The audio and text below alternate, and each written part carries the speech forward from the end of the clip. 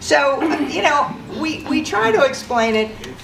This is where you come for information and to get involved, and no, that's not really the right wording. I did it really well last time, but I can't remember. So the Central Committee is the business portion of the party. Our job is to do everything we can to get Democrats elected. And our meetings sometimes, no offense, because I ran them too, are like watching paint dry. They're business, you know, they're managing our money, raising money, you know, figuring out headquarters and all that. This is where it's really a great place to come to interact and to find out what's going on. This is the club. This is the club. I think everybody, I hope everybody, no, you're right. So we're here tonight for the club. The Central Committee meets the second Tuesday of the month, which is very confusing this month because this is the first Monday, but tomorrow is the second Tuesday. But if you're interested in finding out more about Central Committee, we're here, Neil's here, Tom's here. Neil. Yep, Neil, Tom, anybody else? Oh, Patrick and Jessica can talk about the Central Committee, sorry. And the Central Committee is elected. The Central Committee is elected, and in fact, if you're interested, the filing opened in February, and it'll be open through February of next year. So you actually have to go around to the Board of Elections, you file, your name's on the ballot. We have six men, 6 women, and or non-binary openings that don't count against the balance. So it's really hard to explain. But you know, we welcome people of all genders, but we are gender balanced when we finish up, so that's important. We also have associate members, and we have some associate members here tonight, and they do everything we do. They can't vote in the you know, especially the financial and those kinds of decisions, but some of them are there just to do a certain job and help us through a project, but the associates we have now are all active and participating, and we hope that should we have a vacancy, you know, they would immediately apply to help fill those vacancies. Okay? So, yeah, club, Central Committee. This is where we want a big crowd, and hopefully we keep it interesting. By the way, the only other thing I'll say is we are still open for May. So I don't want to tie up the meeting, but if you have any ideas, you know, what do you want us to do? And then we're also planning for next fall, and we have some ideas. But if you think, gee, maybe we need to talk about this or that or this speaker, or if anything after tonight especially, if you think, gee, I wish they had something else, please reach out to any of us. I'll put my email address up on the board, but you all have Mark's and the clubs, so, right? No. All right. If you get the newsletter, you have it. Yeah. And if you don't get the newsletter, give him your email. Yeah. Okay.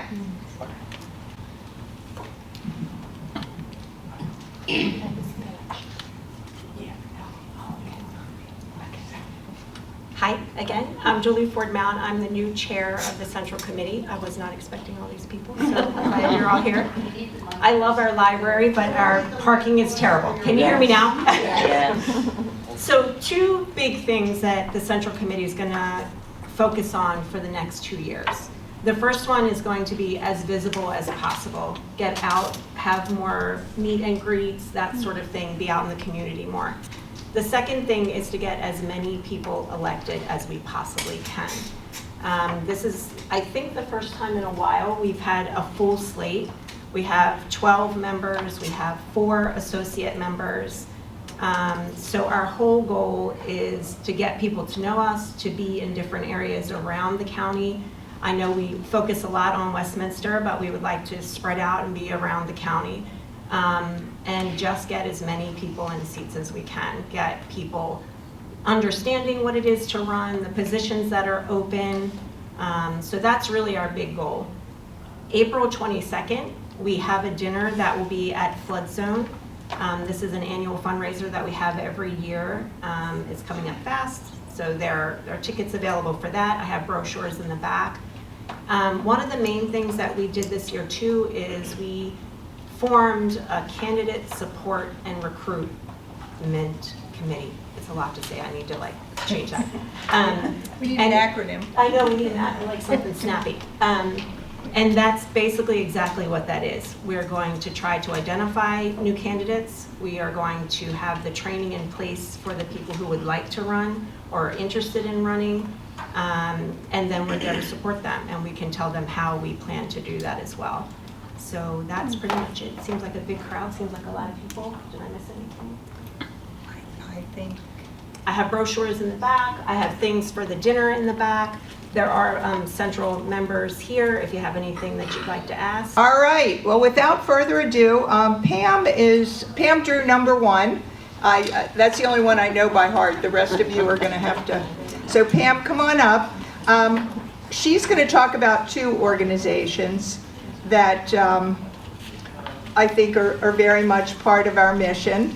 One is the NAACP, and I think you're all familiar with that. The other one that's a little less well known, maybe to some, is Common Ground on the Hill at McDaniel College. And I'll just preface this by saying I've had a lot of people say to me, and I thought for a long time that it was like music and art. But if you pick up a catalog, you will find, or go online, she's got some catalogs, that there's a whole lot more to it. So without further ado.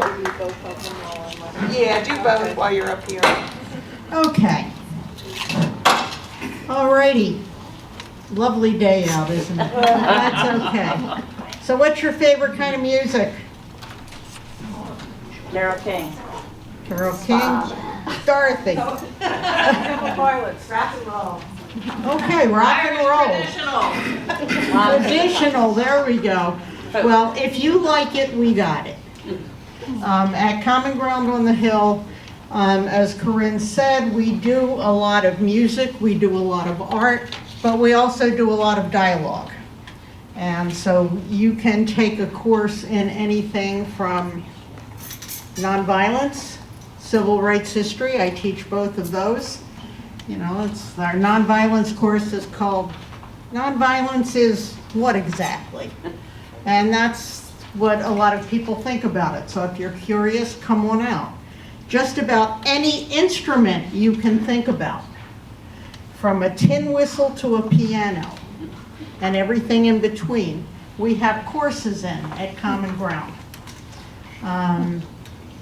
If you're interested in any kind of artwork, we have courses in just about every traditional art form you can think about, and that includes oil painting, it includes watercolors. They're all more traditional than you think. I mean, heck, oil paint's been used for centuries. So, Common Ground this year is 3 weeks long. The first week is, here it is. First week is June 23rd to the 27th, and that's a virtual week. So if you want to stay home in your air conditioning, you don't want to come out, even to get to your car, to get to an air-conditioned building, you can stay at home and take Common Ground classes. Cool. So, don't let that stop you. You have little ones at home that you may not have childcare for, that's okay. You can, have them taking a nap while you take a Common Ground class. Then we skip a week because we've learned that folks really don't want to come out and take classes on the 4th of July.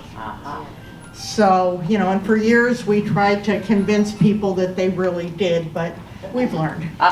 So the second week, which is in person up on the campus at McDaniel College, is July 6th through the 11th. And the third week, again, up on the hill at McDaniel, July 13th to 18th. So you've got 3 weeks where you can pick all kinds of different fun things to do. There are concerts every night, even if you don't want to take classes during the day. You can come up to campus in the theater building, and there will be amazing concerts every night of those 2 in-person weeks. And if you want to hang out even later, if you're a night person like me, usually every night on the steps of the big chapel, there's all kinds of amazing music and dancing going on up there. So, how many of you have been to Common Ground? Okay, that's not bad at all. The rest of you have to catch up. I mean, seriously. And as Corinne mentioned, and I mentioned with my nonviolence classes, but we have all sorts of, we call them the distinctive lecture series. I'm not sure I'm distinctive, but I fit in there. But there are all sorts of things we're focusing on indigenous peoples this year. Each year we do some focus. So there will be some classes in what was this place where we are now like before we were all around. You know, if you go back, you know, who were the people who developed this land before we arrived here? We also have some folks from Canada coming. They're coming as musicians, but who knows what they'll be talking about when they get here. So that should be interesting. Stefan Hannigan and Saskia Tompkins from Baltimore, Ontario. Anybody coming from New Zealand? I don't think so.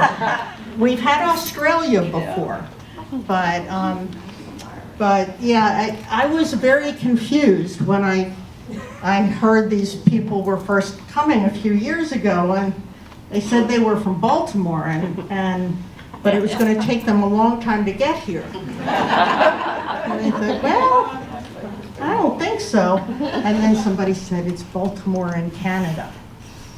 Like, who knew? Right. So the things you learn even reading the catalog. I was not prepared for the huge crowd here tonight. I do have a whole bunch of catalogs, and I'm going to leave them somewhere. Where should I best leave them? Put them on this front table. Corinne will put them on the front table. If you don't get a catalog, yes, Dorothy. Would you like to also suggest to people that they can volunteer and earn a free class? Yes, and if you would like to volunteer, I believe Dorothy is our volunteer coordinator this year. And we always need people to volunteer because people get lost up on the McDaniel campus, and you may see them roaming around looking for their class. What building are we in? So we need volunteers. We need volunteers to copy materials for instructors. We need volunteers for everything. And we also need volunteers to guide our instructors around because they don't know the campus any better than the new folks. So we have on the front page of the catalog this year, Tony Trishka, who's an amazing bluegrass musician. But as I said, if bluegrass isn't your thing, we got everything else. So you don't have to worry. Questions? Did anybody have any questions about Common Ground? Ooh, it got very quiet. Some people call us old hippies because there is folk music there. Pam, I took your nonviolent class several years ago, and it was just mind-blowing and mind-expanding, and I'd certainly recommend it for anyone. Well, thank you. We work with some of the folks who are still with us from the civil rights movement. We were trained by Dr. Bernard Lafayette, who was a freedom rider, sit-in person in Nashville, member of the Student Nonviolent Coordinating Committee, and you can't learn from anybody who knows more than him. So we've been very lucky in our training and in what we do. I teach it now at McDaniel, and my students go, huh? The scariest thing, I'm going to ask you all, if there are young people in your lives. I teach a course for first-year students at McDaniel, and it's called Take It to the Streets, and it's about nonviolent protest. And the first time I taught it, and I've done this same thing every year since, I said, well, of course, you know, there's always music in a nonviolent campaign. And I said, you know, for example, We Shall Overcome. Sea of blank faces. And I said, well, of course you know about, you may not know the song, but you've heard of it. Sea of blank faces. These are, you know, 18, 19-year-olds who don't know that there is such a song. And little do they know that later in the semester I'm going to make them go outside and learn it and sing it. And by the end of singing it, they're beginning to get it. But I know I have to shut up here soon because I'm getting the evil eye from... Well, we have a lot of people to get I in, know, so so you wanna, I will shift over. If you want catalogs, they're up here. If you'd rather not have the paper or we run out of them, www.commongroundonthehill.org. Okay? And when you get there, look under Traditions Weeks and you'll find everything for the summer. You know, our other programming is there as well. So I'm going to shift over to the NAACP. How many of you know that there's an NAACP chapter here? Oh, good. Lots of you know. Where are you? Okay, because we're small. We lost a lot of our older members who got used to not coming out during COVID. And so we're working on rebuilding the chapter in terms of numbers. The NAACP goes back to the early years of the 20th century. It was founded by a group of African American and white folks as an organization that was going to keep its eye on what was happening in this country to make sure that everyone was treated equally. I realized that, you know, the giant hand of somebody could come down here and get me because I just used the word equally. But, you know, DEI lives forever. You got that. But anyway, we meet the fourth Thursday of every month at 7 o'clock at the nonprofit building over there across, well, it's right behind Panera is the easiest way to say it, and near Walmart. And, you know, we also do investigate complaints. Luckily, we haven't had any in a little while, but we have in the past. We were part of the education team for 4 young men who about 7 years ago burned a cross in a black family's driveway on Christmas Eve. So, you know, we're there to help the community understand what it means to work together as a community and not as separate little areas of people. Did you want to say? Okay. So that's why we're here. We're over 100 years old. We're not going away. They haven't chased us out yet. So we have a website. If you look up Carroll County NAACP number 7014, that's our branch number, 7014. You'll be able to find some information. An individual membership is only $30 a year. So we're not expensive, but we give out scholarships to students. We volunteer at just about every festival that exists in Westminster anyway. So we try to be out there. We're in the parades. Join us. I think you'd find it's a very, very interesting group of people. So with that, I've covered 2 organizations.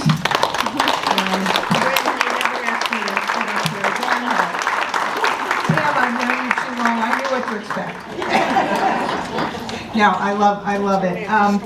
The one other thing I want to mention about Common Ground is there are lectures in the evening. So even when I was working, I would try to attend the lectures. And on July 7th, my mentor, Professor John Willis, is speaking about the arts and politics. So that should be a really interesting lecture. Thank you, Cheryl. Oh, you know everybody. I'll let you introduce yourself. No, I really don't know much. Well, that's good. Great. I'm Cheryl Steinbacher. I am the president of the League of Women Voters of Carroll County.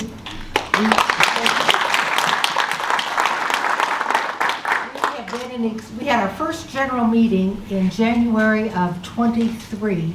We had 8 members, and in the 2 years plus that have followed, we are up to 67. And it's great. I mean, but how many of you have heard of the League of Women Voters? Okay. I go to so many places and people look at me like, huh? But anyways, we began in 1920 when the 19th Amendment was passed. And that was the result of suffrage, which began in the 1840s and lasted a lifetime, 80-some years, all the way through 1920. That granted most women the right to vote. And then the remaining women of color, got that right in 1965. And you know, when you think about, I mean, a lifetime, and during suffrage, women were killed, they were jailed, they were put in insane asylums. It was a very violent time, and it took a lifetime to get the right to vote. And we are working very, very hard to preserve that right. And we are not partisan. That only means that as a league, we do not support or oppose any party or candidate. But we are a political organization. And we advocate for things that affect democracy, that affect voting. We are a grassroots organization from the local level up. We've got local chapters in the state. There's a state chapter, and then there's a national chapter. And when you join your local chapter, you're members of all 3 of those.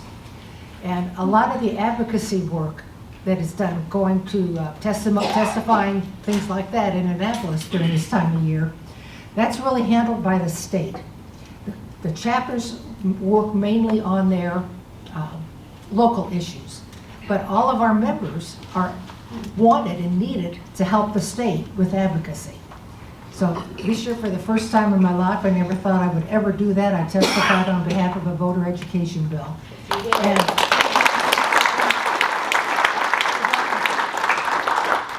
never thought I would do that, but I did that as a representative of the state, not the chapter. But if it's a local issue, then we can do that. The things that we focus on at the local level: voter services, which includes educating voters about their rights, the election process, and provide information needed to participate in our democracy. We provide candidate information. We are known for a very reputable voter's guide every year, or every election year. And a lot of you'll remember that we used to get those in the newspaper. Well, now it's all online. It's called Vote 411, but we were able for the first time to print those in the last election in Carroll County and be able to hand them out to people that don't have easy access to computers or printers. And we really focused hard on hitting that group of folks last summer and fall. And then advocacy. We know that while we don't endorse candidates or parties, we do advocate for public policies.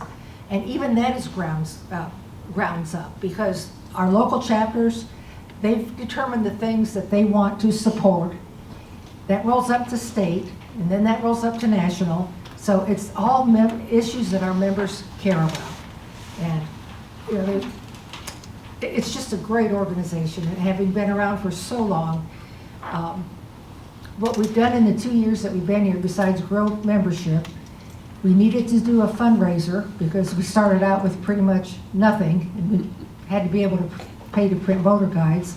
We did a celebration of Women's Equality Day last year in August, and first time out doing an event like that, you know, everyone said if you break even, you're going to be lucky. Well, we did better than break even, but we hosted an event at Carroll Arts Center. It was a wine reception with heavy hors d'oeuvres. We had a speaker from the NSA that talked about the experience of women coding back in the 60s and 70s.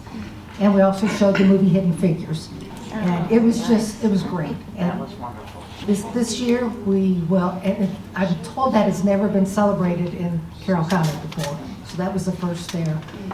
This year, we're not repeating that, but we are involved with the Historical Society. They are opening up a room in the Mary Shellman home that is going to tell her life story. And for those of you that don't know her, she was the first suffrage representative from Maryland.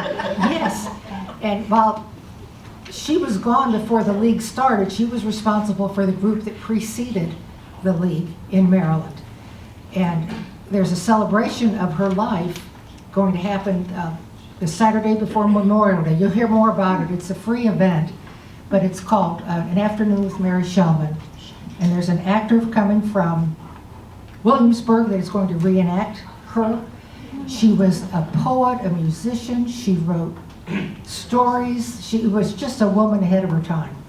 And they found poems that she wrote, and different younger women are going to read those poems. 3 of those poems. They found music that she wrote the lyrics to. That's going to be performed. So it's coming up, and there'll be more publicity coming out on it soon. But the league is one of the sponsors of that event. And then on Monday, or when the Memorial Day parade occurs, Mary Shellman will be in the parade and in a 1920s vehicle that's going to stop in front of her home. Cool. And she'll invite people to come in and see her bedroom. And it'll have kind of a vignette of her life history there.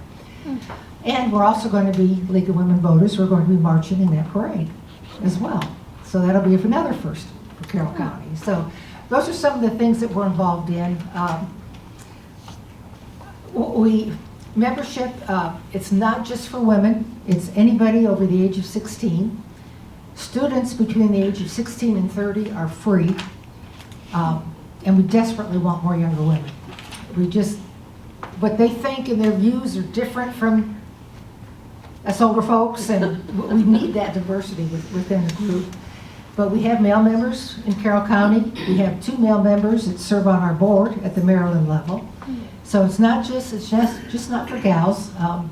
My husband's a member, but he says it's the League of Women Voters and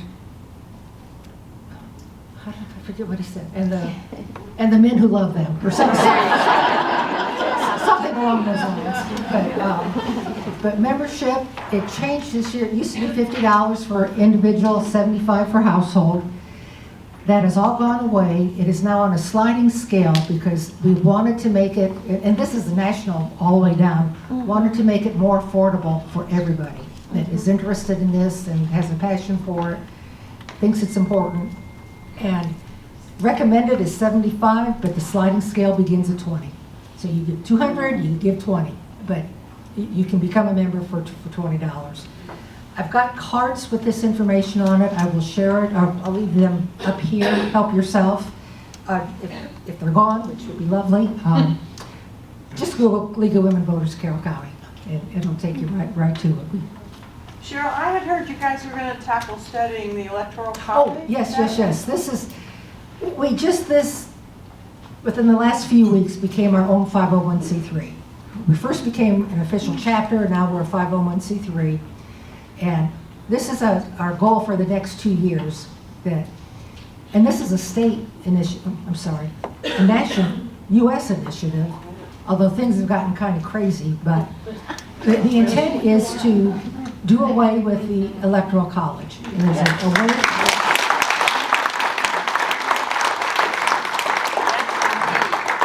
we know it's not going to get done quickly. I might not even live to see it. I don't know. But it starts with education. And what our league has voted on and what we are going to embrace for the next 2 years is to start becoming more educated and being able to attend events and educate people about it. That's the first step. So that is the other thing that we're going to be getting involved in. And looking forward to that. Right now it's just, we've got our articles of incorporation, we're just doing all this other stuff. But I know that we have some of our board members here. Sandra, if you'll stand. Sandra Lotz is on our board. Jessica Wilson is on our board. Who else? Did I hear Stacy Schaefer earlier? I thought I heard her voice, but I didn't. Well, stand up.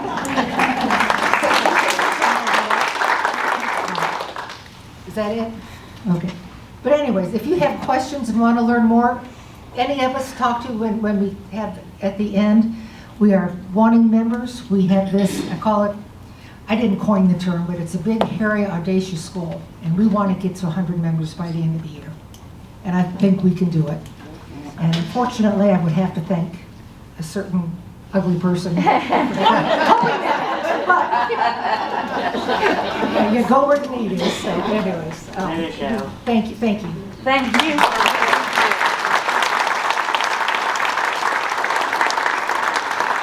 You know, I think she's going to make it because when I first met her and she said she was going to get to 50, I said, oh, well, good luck with that. And Cheryl's amazing, and it's wonderful to have a league back in Carroll County. Yes. All right, who has number 4? And these guys get a huge round of applause.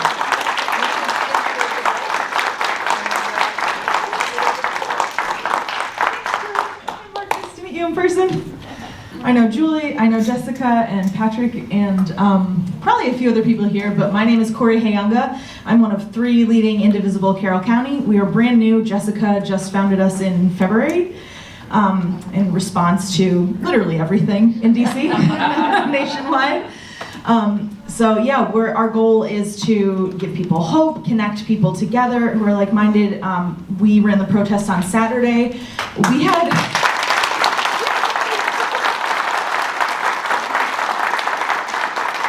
Thank you to everyone who came to that. We had 100 on the permit. And I know. I called them the night before and was like, look, there's 290 people signed up on the Mobilize Us website. I'm sorry, what do we do? They were like, well, we'll take care of it. And then 800 plus on Saturday. And I kept checking in with them, and they were like, look, everyone's being respectful, everyone's being peaceful, people are following direction, people are helping each other follow direction. So thank you to everyone here who contributed to that. It was a huge success. We are working on an April 19th one. Anything that's coming up, we're trying to be participating in that. We know people can't always make it to DC or Baltimore, Annapolis. That's why we did Saturday. I couldn't make it to DC because I have a 4-year-old. And you know, there's a whole host of reasons people can't travel. So Westminster is central to Carroll County. We want to kind of put a lot of our events here. We had our first meeting in this library. We're hopefully going to have another one in May, but we're trying to advocate for voters' rights, you know, DEI, pretty much everything. I could list everything, you guys know. But we're working on a website. We have the signs that said, there's too many reasons to list that I'm here for. Working on a website. We have our Facebook group that you're welcome to join. We have Instagram and you know, other social media platforms. Facebook's probably where we put out most of our information. And again, we're so new, so we're still figuring out what our niche is here, what we can best do to help everything else that's already been going on and being done here. So that's why we're here tonight. We have joined the Carroll Collective Coalition. Carroll Education Coalition, and then there's the Carroll Collective as well. Yes. And so we're trying to get with everyone. And and just participate, join in what's already being done, and then contribute as much as we can. We have like 500 people in our Facebook group already. That's really exciting. And I don't know if I gave any good information in that little spiel, but if you have any questions, please let me know. I have 50 flyers here that I bent, but it has our email address on there if you want more information, QR codes to Facebook and our newsletter, which we're trying to do regularly. But it's myself, Corey Hayunga, Jessica Baird, and Jackie Wynn are leading, and we're all moms and trying to figure out how to spend as much time as we can on this and also not go crazy. What is the email address, please? Sure, so it's long. Indivisible, Carroll County MD @gmail.com. County MD at Gmail. Got it. And then if you search on Facebook, Indivisible Carroll County MD will come up. Great. Thank you. You also have a signal, right? We do, we have signal chats. People are very active. Look, we're not Tin Hatters, but we're prepared. Yeah. Make sure you add a penguin to the next one. Penguins are being processed. We have, yeah, we make sure we delete all our messages, so. Any other questions? Oh, yes. I was in Washington on Saturday, and my suggestion is that each of us brings a teenager with us the next time. I looked, and someone said, it's the silver stream, and it was. It was really the silver stream. So bring someone between 19, 18, we'll start them early, 15 and 29, okay? Everybody brings one. After Saturday, we've been talking, if anyone's in the Signal chat, that has been a big topic, how to just, reach Gen Z, and so communicating more, we basically are like, okay, well, bigger push on social media is kind of the easiest way to do it. Anyone that has nieces or kids who are Gen Z, please let us know what they think is, when I was a teenager, like catching my attention was the hardest thing. Sorry, go ahead. Yes, we are like expanding our TikTok presence. Jackie is on that. I think she's doing a great job. It's like TikTok is hard because if you don't work with the trends and stay on top of that like every day, it's hard to get stuff noticed. But we're doing that. That one's a really big one that we're working on.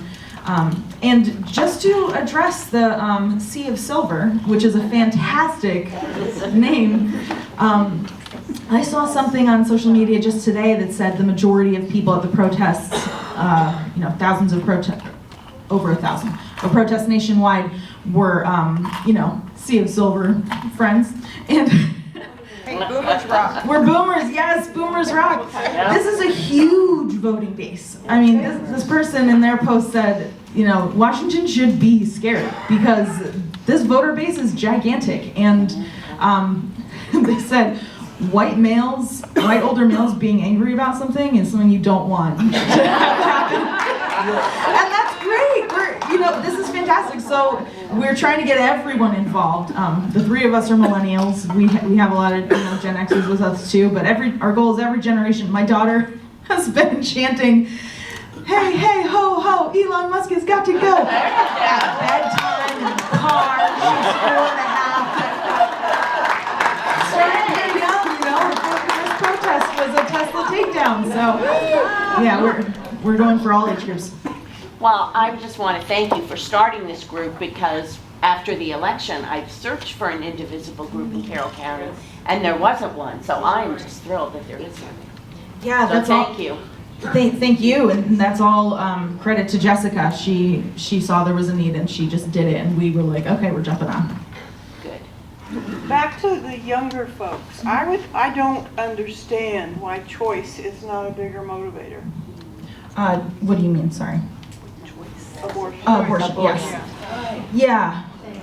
We were talking about that today, even, and there's an interesting trend online in sort of the younger age groups of like trad wife stuff, if you've heard of that, like Yes. getting more down to traditional, very conservative values. And that's fine, that's why I called it choice. I wish we could get away from the word abortion, but that women have a choice. Women's health I think the thing is that like the move, this type of movement is more like there is no choice, it's only, you know, the pro-life option.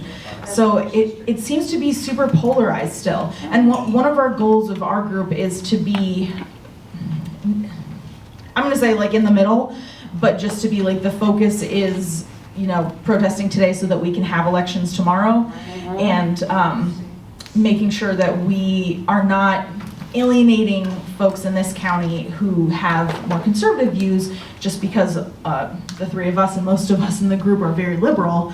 But like all views are valid, all views are important to be heard.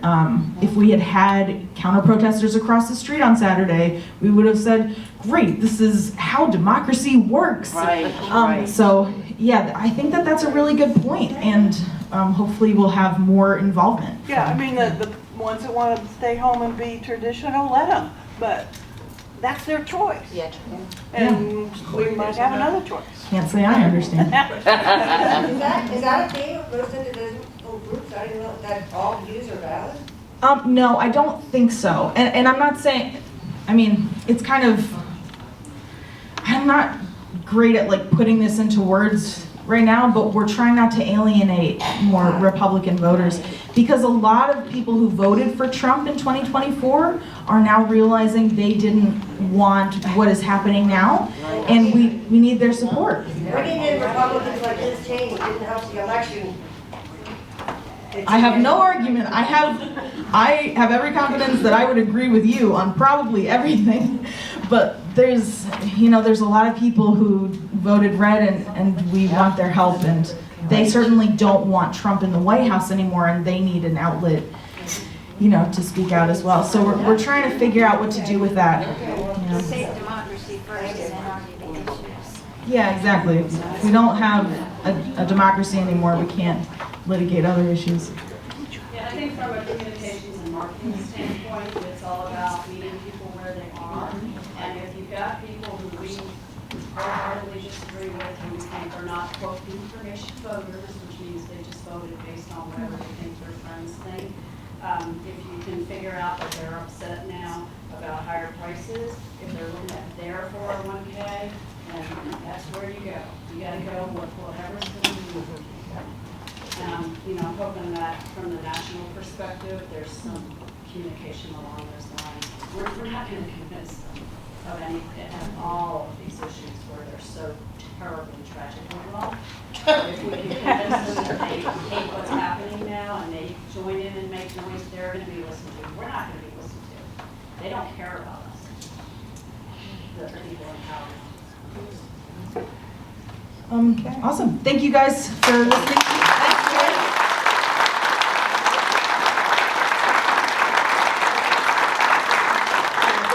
We're putting all the flyers and things up front. And I think it's interesting because, you know, even in this room, we have a lot of diversity of ideas. And, but I think there's one thing we're all united in right now, right?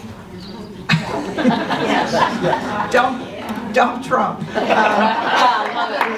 Okay, who's our next? All right, Allison is going to be the speaker.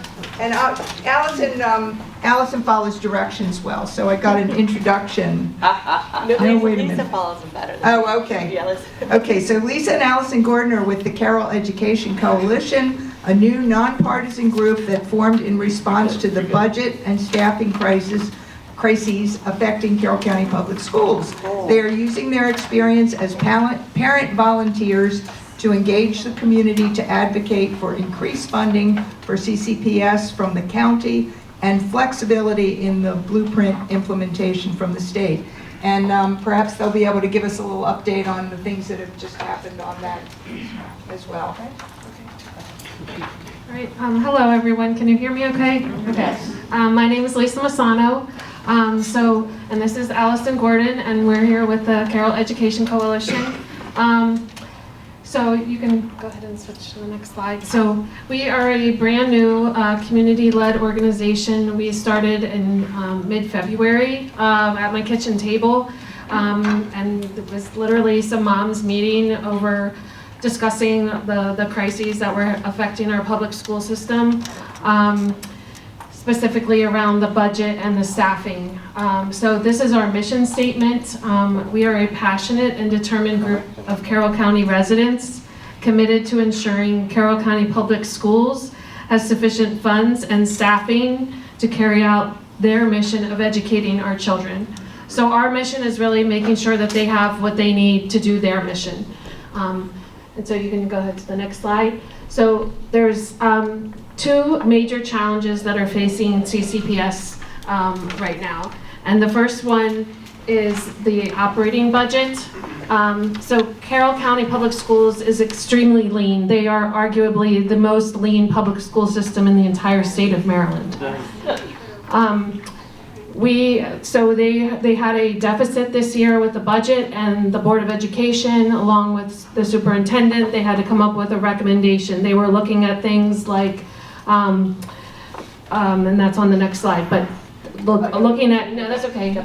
Well, it's okay, I'll come back to that. But there's a lot of, well, I'll get to that in a second. But, so inflation has been a big thing affecting the school system's budget. As everyone knows, we all know what inflation has done to our own household.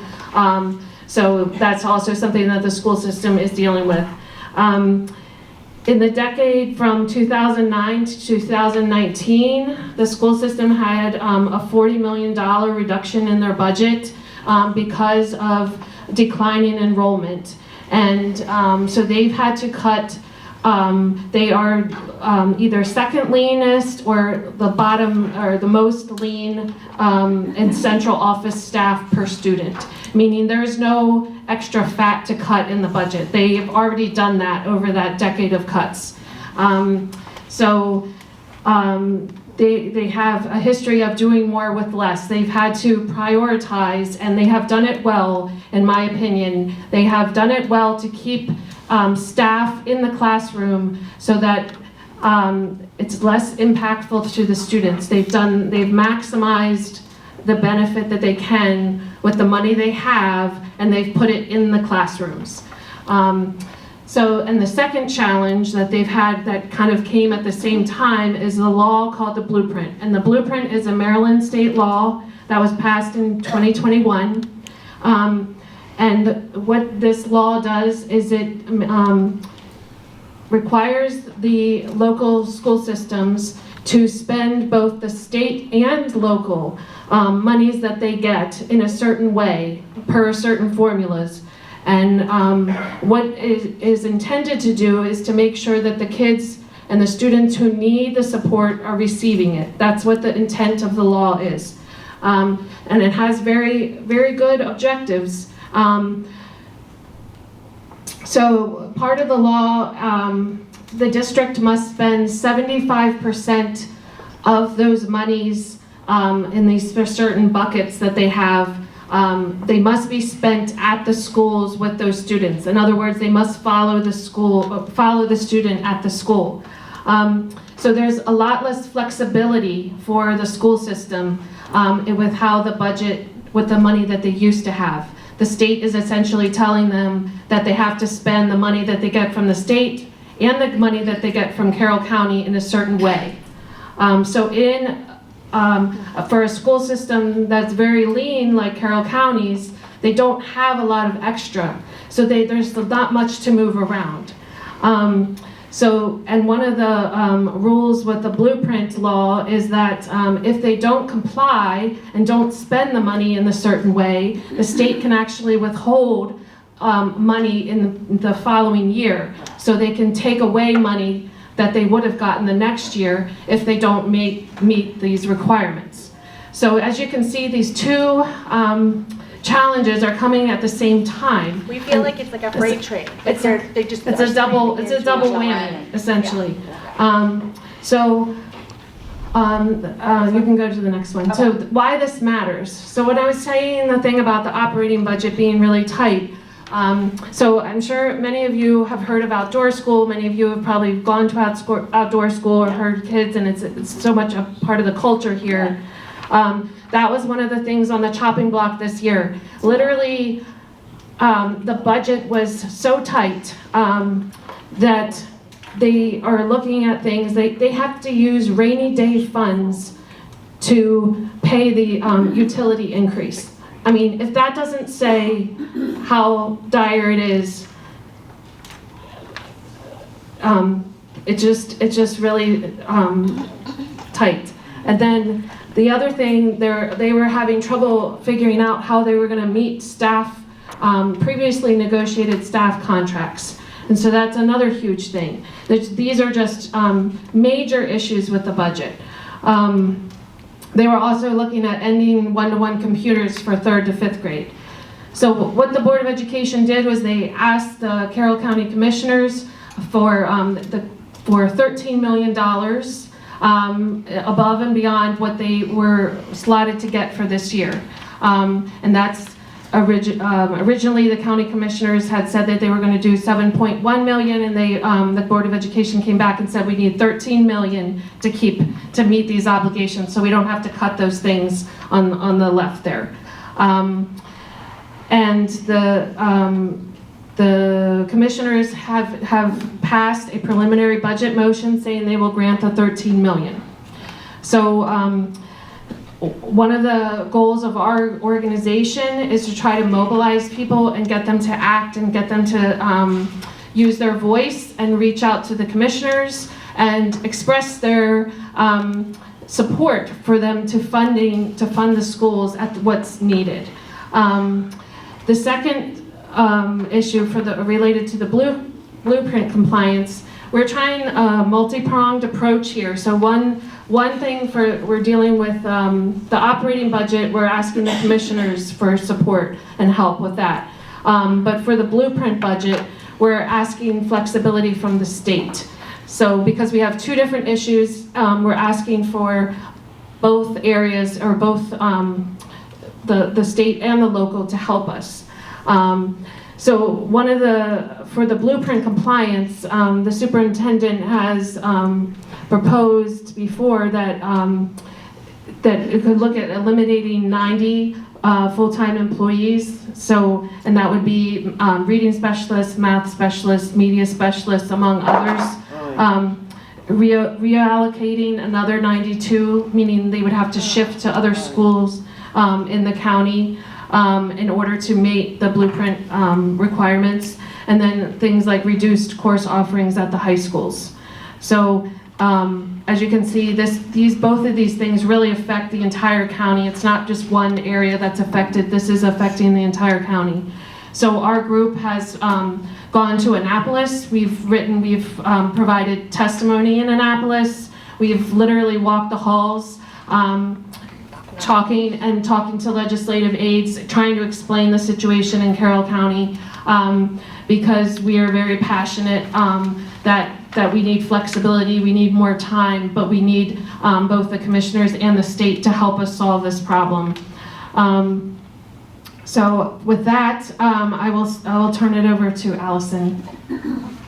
Hi everyone, thank you. That's a lot of information to unpack, and I'm sure that there's a lot of questions about it. Our Facebook page and our website provides all of this information, way more. And the thing at the bottom of that slide was strong schools make strong communities. And something that we think is very important that not everybody understands is if our schools start to tank, so does your home value. So does everything, your communities. People lose their job, they can't go shopping, they can't go out to eat, everything shuts down. So this matters way more than whether my kid has 40 kids in their classroom, okay? Whether outdoor school, this is the entire community. We need everybody mobilized on this. And that is why we are nonpartisan, because my veins are blue. But we need everybody. So anyways, what you can do, you can contact the county commissioners. We want you to tell them what your name is, where you live. We want you to know what your relationship to CCPS. Do you have a grandparent? Are you a grandparent? Do you have kids in the system? Did you used to teach? Did you work in the school system? Anything at all. Put in there how this affects you. right? Because personal stories get you somewhere. I talk to Commissioner Gordon weekly because I started talking to him very personally. I kind of have that last name in common with him, but that was a good way to start. Anyways, we have to remind them that we are very uncertain in the state and in the national right now too. So we need to have help from our county, right? And what we know is that we've had 3 commissioners vote for the $13 million in the preliminary. However, if you go back and you watch that budget meeting, they state over and over, this is preliminary, okay? This is not set in stone, and that is not set in stone and not proposed until Thursday, April 22nd. So there is time to get your emails or your phone calls in.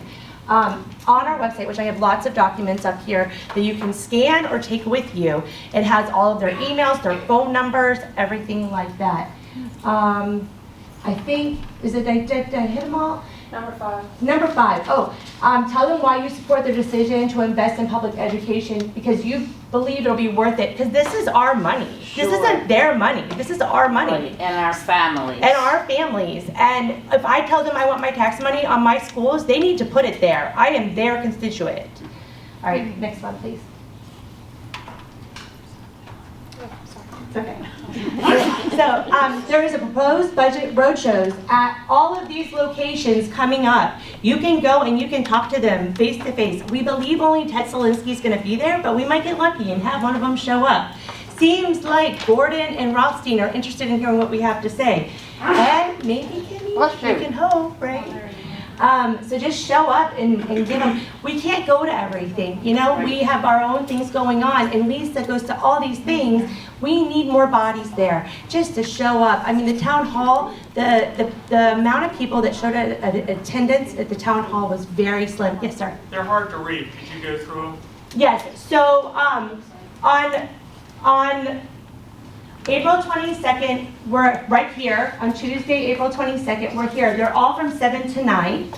We're at the Eldersburg Library Wednesday, April 23rd. Mount Airy Library Thursday, April 24th. Tawnytown Library Tuesday, April 29th. And North Carroll Library Wednesday, April 30th. And it is so important that we realize that this isn't just a South Carroll problem, because they're going to take from us, and then they're going to take from them. Right. They're going to take from the north, and they're also going to take your athletic directors. No. So there goes sports in our county, and there goes those scholarships for those kids to go to school. So next slide, please. So I'm not very happy with that. Okay, so the next thing is we're going to contact the AIB. And what's the AIB? The AIB is a part of a legislation, and she may correct me on this, but it's a part of the legislation that's focused primarily only on making sure that blueprint is implemented correctly on the state and on the county level to make sure that all the rules are being followed. And what we have done already as a coalition, which I want to note this, is that we have made sure, we have emailed and bothered them so much that they created a waiver that we were able to apply for. And we couldn't have done that without the community support. So that's a really, really big deal. And without that waiver, we would never have gotten the opportunity for more flexibility for the way the money is spent. So what we need to do now is we need to send emails and say, please grant our waiver, please help us. And we have a QR code here, and that'll take you, this one is to our website. So we have a website and a Facebook page and an Instagram. I run the Facebook page and the Instagram. I put almost everything on Facebook. I'm really bad at remembering to put it on Instagram. So follow us on Facebook if you have it, and the website. All right, let me see. State your name, tell them who you are, share personal stories. And also remind them that our commissioners did vote to give $13 million to the schools. So we are showing good faith in our county, which is one of the first times in a very long time that we've done this. So we're, Carroll County wants to work with the state. We need to keep saying that, because all they hear is, what a mess we are sometimes. Yes, ma'am. What is AIB? So the AIB is that special group from the legislative branch that only focuses on blueprint to make sure that the state and the local are doing the right things with implementing it. So the vote for that is April 17th. So those, get them in quick, please. Please send emails and just say, please grant the waiver. Please, please. And we'll put this up on our website and on our Facebook page to follow up. Yes, ma'am. I just need a clarification. What is the good of the waiver? What does that give you that you want? So that'll give us more, do you want to take this one? I'll actually let Lisa. She focuses more on the state level. Yeah, that's fine. So the AIB stands for Accountability and Implementation Board, and that's a group that's set up to evaluate whether all the systems are meeting the requirements of the blueprint. But what Carroll County Public Schools and the Board of Education have applied for a waiver with the support of the commissioners and the Carroll state delegation have also submitted letters on behalf of the school system saying that to the AIB asking for the waiver. And so what the waiver will allow this system to do is have an additional time to implement the blueprint requirements. So it won't get us out of it completely, but it's going to give us more time. Which the hope is that they'll rewrite blueprint slightly in the state. We're working really hard on that. And we're offering ideas, and we're asking for a seat at the table at this point because they're not solving the problem. So somebody needs to step in. And this brain right here. So we're asking for flexibility and more time. Yes. All right. Okay, and just how to stay connected is go join our Facebook, join our Instagram. Like I said, I have flyers up here that you can scan or take. I also have buttons. I have car magnets, a few. So take them, and water bottle stickers or stickers for you to put somewhere. So our idea is to just get as much information out as possible. Yes, ma'am. I just want to say I'm a Carroll County CCPS educator, and I just want to publicly thank these ladies and their organization. Well, thank you. Thank you.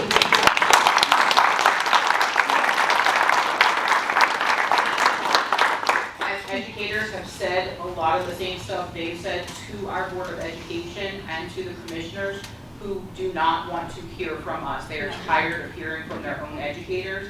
So I am extremely thankful that community members have stepped up, and I would encourage all of you to join in and do the same.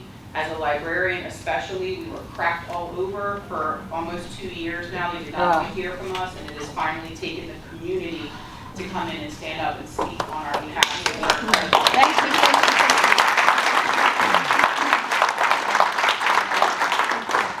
We have Julie? Just a quick thing, Allison. So the proposed budget is coming out Tuesday, April 22nd. You guys have Thursday. I just want to make sure everybody knows it's Tuesday. What did we do? Oh, Yeah, we were on the phone. Sorry, yes. Okay, so the April 22nd, but it's not voted on until May 16th, is that correct? No, it's not, it's May. 22nd? May 6th. May 6th. Well, May 6th is the public hearing. Yeah, the public hearing. And then I believe they vote on it, I believe it's either the 22nd or 24th of May, I'm popping on real quick. I could check that. I have adoption of the budget on May 22nd. Yeah. So if anytime you can go, if you can speak, or if you can just, wear our button into their meeting and just my dream would be for them to see one of our signs or one of our buttons or a t-shirt every single meeting so they know that our community cares. Where can I get a sign? We're Tidal Salt has signs and they have shirts and they have everything. So does Seal and Stitch. The link's on our website, but yeah, you can go to our website and then there's a link to get. And the dates of all the meetings. Yeah. Yes, we try really hard. I try to put events up about 2 or 3 at a time so they don't get too confusing. One more question, and I don't want to cut anybody off, but we have another group, and I Oh, don't I'm sorry. want to. No, we're doing great. We're doing great. I wanted to say that 3 longtime members of Carroll County live in Ellisburg. Our 6 children went to Freedom Elementary School, and they got such a good education that from that school, they have achieved masters and PhDs and doctorates and all 6 are professionals. Yeah. And it's both the education they got here. Yeah, you're absolutely right. You're absolutely right. Oh, that's the last thing I do want us to say. If you have any testimony just like that right there, send it to us. We have a link on our webpage as a Google form. We will keep your anonymity. I took the first 25. I don't even know where I got them. I cut them, I pasted them, I did not put any names in them. So send us your testimony because we're printing a binder to give to each commissioner and having them read it. Maybe I'll quiz them too. Was there one more? No? Okay. All right. Here. Ladies, thank you. I think we could.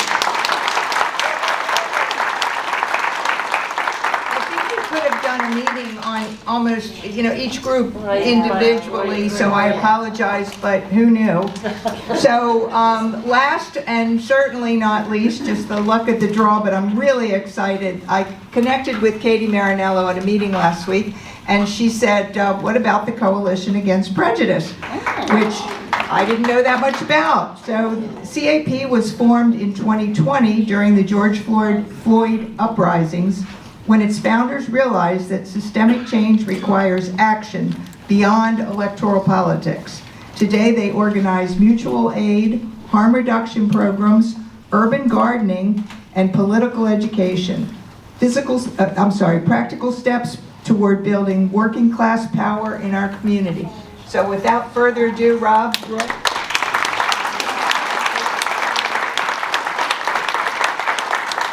Everybody. So my name's Rob, this is Dave, this is Jason. So we started in 2020, and shortly after that, I don't know if anyone remembers any of the George Floyd uprising protests. We had the longest running protest, I think, in the history of Carroll County, and at one point I believe we had something like a day where we had 900 to 1,000 people that ended in a march and rally at City Hall that included numerous other awesome organizations in the city of Westminster and in Carroll County. Still here we are, 5 years later, and a lot of the same problems. So we kept going. Coalition Against Prejudice, some of you may have heard of us. The Facebook and social media algorithms like to suppress us because we are a Marxist-Leninist group. You don't have to be Marxist-Leninist to hang out with us and engage. We understand that that is a scary thing sometimes. We are based in Carroll County. We have members across Carroll County, and we are a fully member-led grassroots coalition. So our actions are guided by the core tenets of anti-racism, anti-fascism, anti-sexism, anti-capitalism, and anti-imperialism. We are fighting for a socialist future where the working class holds power. One of the biggest problems we see is that we, the people, pretty much probably 99% of the people in this room that are workers, have almost no power or say in the everyday aspects of their life, where your economic output goes. We are organizing to build class consciousness, expose capitalism's failures, and prepare for the coming crises of a dying system. Our work is rooted in mass engagement, education, agitation, and uniting with workers and oppressed people all over to build revolutionary power, which we believe is necessary for us to break through to the next stage of humanity and hopefully get our Star Trek future instead of Waterworld or Mad Max or something. So hopefully people have, even if you haven't heard of our group or seen us on social media, hopefully you have engaged with some of the things that we've done in Westminster, including the Little Free Food Pantry and Produce Stand, which is sitting on St. Paul's Church. Thank you so much to St. Paul's for allowing us to have that for so long. It is basically just a 24-hour accessible blessings box. People can go up, take what they need, give what they can. We also have upped our mutual aid game. We do have a Facebook Carroll County mutual aid group. If everyone's on Facebook and you are not a member, please join it. In addition to that, on the east side of town, we have opened up a free store, a mutual aid free store, where we stock some of the most common items that people that are affected disproportionately by capitalism have to do without, like a mother on WIC that has to go to the store and decide whether to get food or dish soap. So we have sanitary items, we have cleaning items, we have feminine products, we have COVID tests, we have clothing that are available for people, and it is all free. It right now is by appointment because most of our organizers unfortunately have jobs that are not just helping people, as much as we'd love that to be our jobs, and we feel that that should be something that's worthy of earning a living by doing. So if you know anyone that is in need of help, point them towards us. Our email is coalitionagainstprejudice@gmail.com. We will open those doors at any time to anyone if they are in need.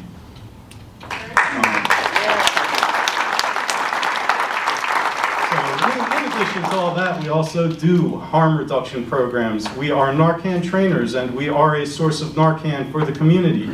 No questions asked, no stigma attached.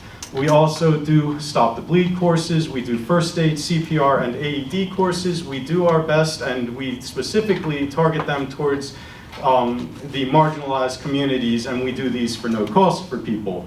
We also have a community gardening program headed up by Jason, our resident botanist, florist, grower, all of the above. We will help anybody set up. We will also get you seeds and supplies if you agree to give some of that food to the pantry so that the not just packaged junk like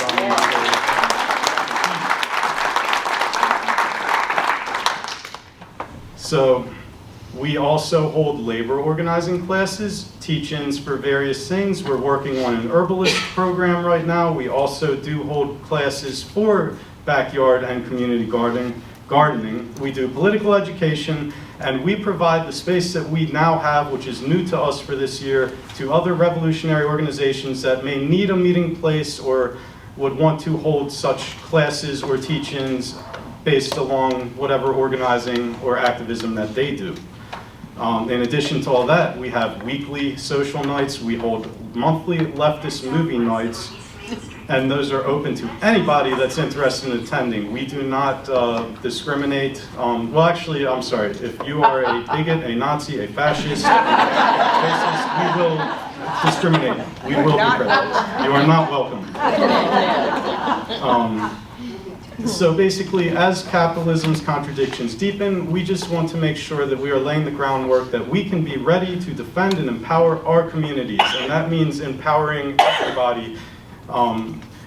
We need to fight for a new society. If you reject bigotry and exploitation, you are welcome to join us in study, struggle, and collective action. Membership with our organization is very easy. You come hang out with us. When you come hang out with us, you engage in good faith. You engage in good faith, we learn from each other and come to a deeper mutual understanding, because learning and understanding and truth is a social process, and we all have something to learn from one another. Unfortunately, we even have something to learn from the people that we don't like, so we do have to engage with them at times, and we do not want to box them out fully. We just don't want them coming into our spaces spreading hate. So our space is a safe space, it is an affirming space, and if you come and you do all that and you engage with us and you like us, you keep coming back, and then boom, there you are. So to sum up, another world is possible, but we have to organize to win it. Thank you, everyone.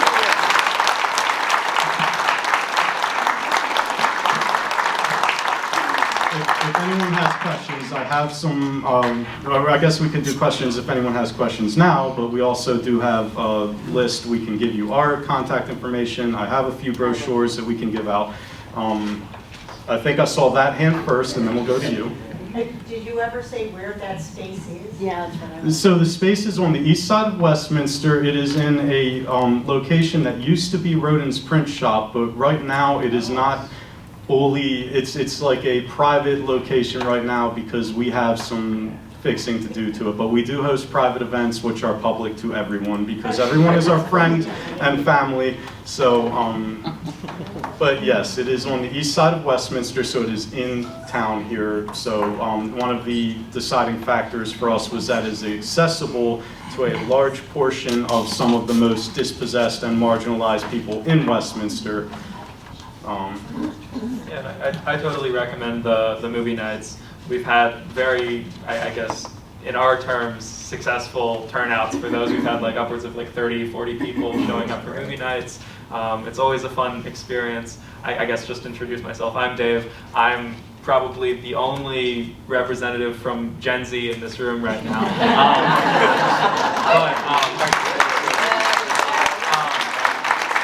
guess just what I can say is like, we are definitely trying to build community. That is our biggest goal. And anybody who can show up and just watch a movie with us or just have a chat, we're very happy to talk to and see at our space. Next movie night is? April 26th. Yep, so April 26th. April 26th, and where are these out? What kind It's- of yes. So it's 256 East Green Street. So we do need people to contact us and register first, just so we make sure we don't overflow, Okay, though. I got you. But again, if anyone wants to get our contact info, we'll be here until they close the doors and kick us out. So, There was a question what kind of movies, and it really does like run the gamut. So our movies, we only watch movies with morals. Our movies, well, not often, they always have some sort of theme of anti-imperialism, anti-racism, anti-sexism, anti-transphobia, anti-homophobia. We specifically pick movies that will be thought-provoking and teach you something. So the last 3 movie nights we had, to give you an idea, we watched Matewan, which is about the early 20th century miners' struggles in West Virginia. We watched Judas and the Black Messiah about Fred Hampton. And we watched the Boots Riley dark comedy, Sorry to Bother You, which is a good movie. Very funny, but also very interesting. Fictional movie, that one, not based on true events. It would be really weird if it was. If anyone's seen the movie, you'd understand. So, Any other questions? I think we had one. Yeah, well, I was going to ask location and then donation information just to contact you guys. So we do have ways that you can donate, but in the interest of disclosure, we are not a 501c anything. We are not a registered anything at all. We are just people that do things. So we definitely accept donations, but you cannot deduct them from your taxes. So we, on our social media, and maybe I can catch up with you after we're done here. I can give you the links. We do have a Amazon wish list where people can send us some of just the most commonly requested items, cleaning stuff, deodorant, toothpaste, the kind of things that people often have to do without. We can accept monetary donations, but again, we don't want anyone to get the wrong impression. We are not a nonprofit whatsoever. We are just a group of people.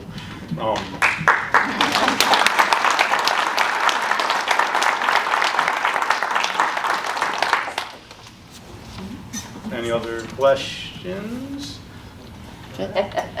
Thank you so much, everyone. Thank you.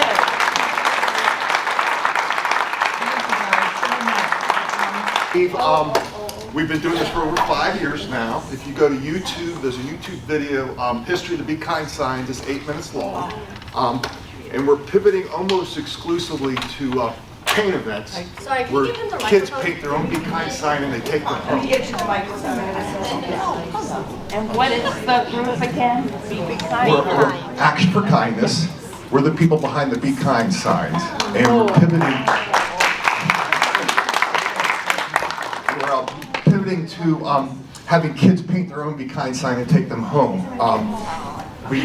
Principal Zepp at West Middle contacted us, and every 6th grader in the building painted a sign, 305 kids. So we're getting ready to gear up for our 3rd annual Kindness Stroll, which takes place in Westminster. And our goal is that every student in the state gets a Pay to Be Kind sign, and it gets involved in organizations like this.